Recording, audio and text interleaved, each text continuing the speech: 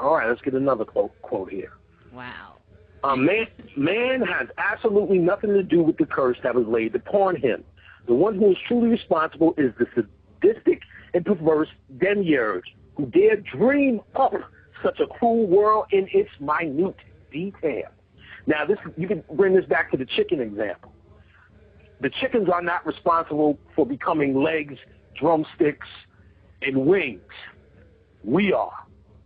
They're ignorant of it. They don't know any better. But there was a movie about it.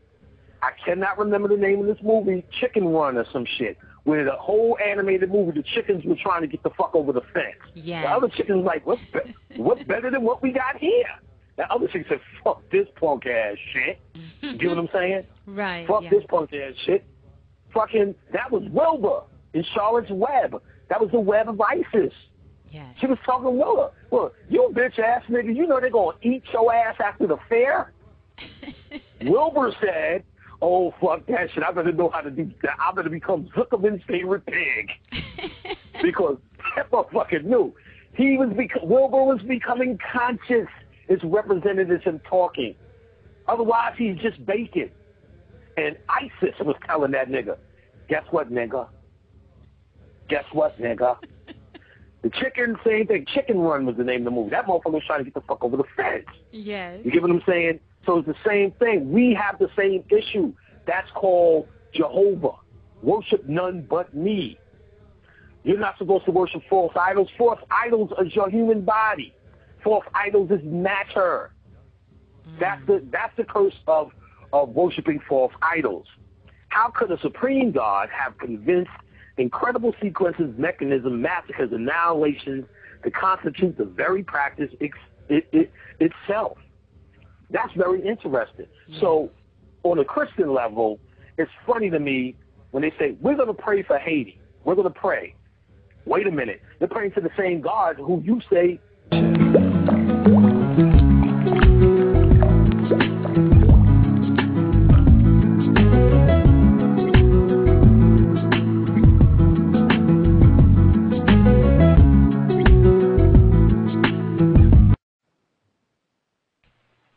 All right, welcome back, everyone. We are going into the second hour here on Friday the 19th, 2010, live with Brother Panic as we continue to examine Gnostic thoughts.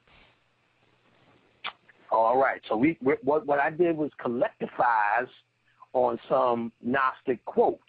Mm-hmm. And what we're doing is I'm giving out the Gnostic quotes, Gnostic thought, and I'm elaborating on them in terms of what the occult understanding of it is, not the cheerleaders. Not, oh, Brother Panic, that's deep. No, the occult just means hidden culture, the hidden understanding. And again, these are later day Egyptians. This is all our Kemetic thought. So now, our thinking is bound by the same constraints as our bodies. It collides against the same barriers and is dragged down by the weight of the same contingencies.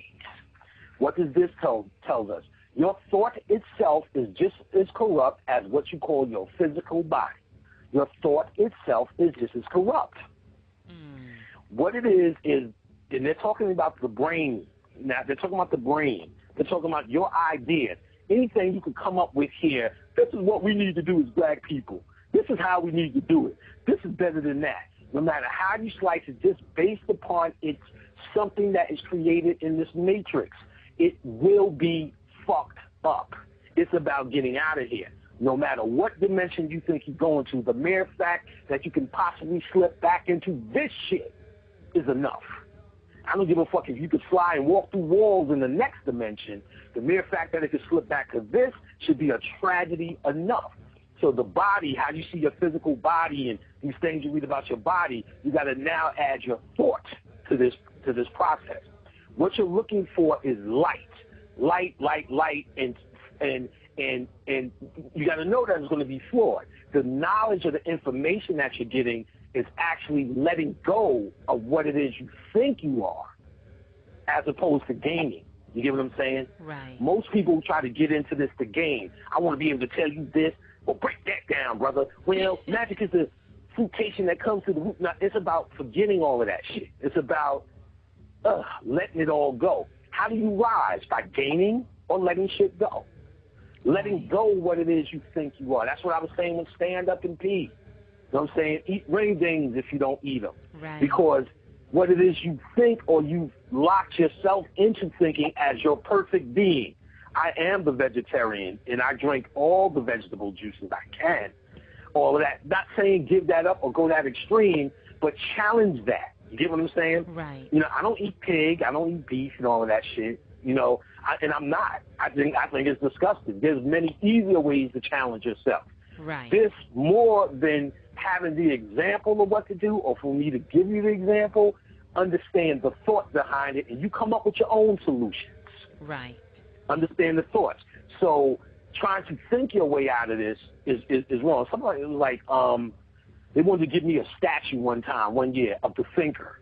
I'm like, fuck the thinker. That bitch-ass nigga, he's trying to figure it out. You look at Jesus, that nigga always pointing up to some shit. Like, he's the fucking knower. You know what I'm saying? Right. Jesus knows some shit. Now, there is no real Jesus. There is no white Jesus. It's a symbol. Let me be clear. Somebody's confused about that shit. It's a symbol. Now, I can tell you some other shit. Remember Enter the Dragon? I think I might have said this on the show, but I'll document it here. Enter the Dragon, Bruce Lee goes to the boy and says, concentrate on the finger. He's pointing up. The dude concentrated on the finger. Bruce Lee smacked him in the head. He said, you focus on the finger, you're going to miss all the glory of the moon. And Bruce Lee was actually pointing to the moon. That's actually very occult. And, Bruce Lee was Illuminati. And actually Jet Li took over. Bruce Lee started giving out Illuminati secrets, and that's why they killed him and killed his son. But Jet Li took over that spot. Now, it's a cult because when you see Jesus, he's always pointing up. Right. And what it represents is, even in its old, dilapidated, corrupt state, is he's actually pointing to where he gets his light from, as opposed to you concentrating on the finger, which is represented as him. You concentrating on him, oh, Jesus has come, Jesus. But he's telling you it's actually up there where I'm getting it from. That's an old remnant of the symbol he represented, as opposed to that bullshit he became now. Right. This is everything. Now, you got to remember, he's only nothing but Krishna, Krishna, Perseus, Hercules, right. Achilles, Haru is the template, Vishnu, he's the sun god. There's so many sun gods. Hanuman is a sun god. There's so many sun gods. He's just the version that they use to conquer the world. Jesus is a combination of Jupiter and Zeus, the word itself. You get what I'm saying? Right. They use this, the Gnostics was using all this at this time to still try to keep Kemetic thought in a corrupt world in a later day. All right, let's go to another quote. Evil lies in the existence of matter itself. And as far as the parody, I want you to listen to this shit. Evil lies in the existence of matter itself. Insofar, it is a parody of creation, a fraudulent arrangement of first seeds. It lies in the existence of the sleep of the soul, which has beguiled us into thinking as this being reality, which has nothing to do with the illusionary world of dreams. These are all the given data. Now, this is considered to be a parody. This is what I was telling you.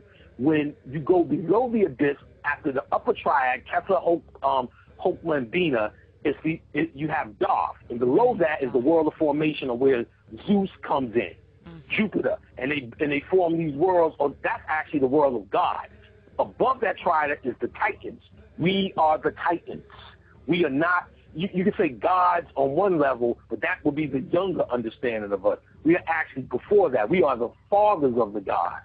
That's why we created all these gods that you now are worshiping. All the Oshuns and the rest of these gods. We created these gods in our mind as a way of explaining to us. You got to remember, what the Kamites did was they broke every element down to a god. Yes. To explain ultimately the unknowable, which was use all of those gods. Right. So they went in detail with elements and made it a god. to show you as it all comes together, you become that God. Again, in Judy K. King's book, and in